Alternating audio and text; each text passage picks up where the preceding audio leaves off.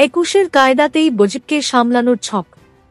মোদি শাহের সফরের আগেই খেলা শুরু তৃণমূলের 2021-এর বিধানসভা 2019 লোকসভা নির্বাচনের আগে থেকেই দিল্লি থেকে কেন্দ্রীয় মন্ত্রী, ভাজপার কেন্দ্রীয় নেতৃত্ব, মুখ্যমন্ত্রীরা দলে দলে বাংলায় আসতে থাকেন। যথারীতি সাংগঠনিক কাজ থেকে রাজনৈতিক কর্মসূচিতে তাঁরা অংশ নেন। অন্যদিকে সুর চড়তে থাকে তৃণমূল কংগ্রেসেরও। বিজেপির এই কেন্দ্রীয় নেতৃত্বের বাংলায় আসাকেই যেন বারে বারে নিজেদের হাতিয়ার করেছে তৃণমূল কংগ্রেস। এবারও তার ব্যতিক্রম হচ্ছে না। মাস দুয়েক আগে বাংলায় আসার কথা ছিল কেন্দ্রীয় স্বরাষ্ট্রমন্ত্রী অমিত শাহের। কেন্দ্রীয় সভাপতি বদলের পরও বাংলার সাংগঠনিক ক্ষেত্রে অমিত শাহর নজর থেকে গিয়েছে।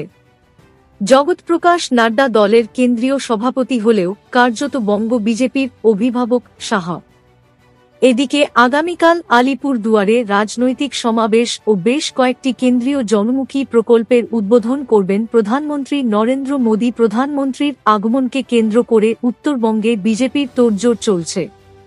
রাজ্যে এটাই গেরুয়া শিবিরের শক্ত ঘাঁটি। এদিকে মোদী যাওয়ার একদিন পরেই বঙ্গ সফরে আসছেন অমিত শাহ। রাজনৈতিক মহলের মতে 2026-এর বিধানসভা নির্বাচনকে মাথায় রেখে পরপর ভাজপার দুই শীর্ষ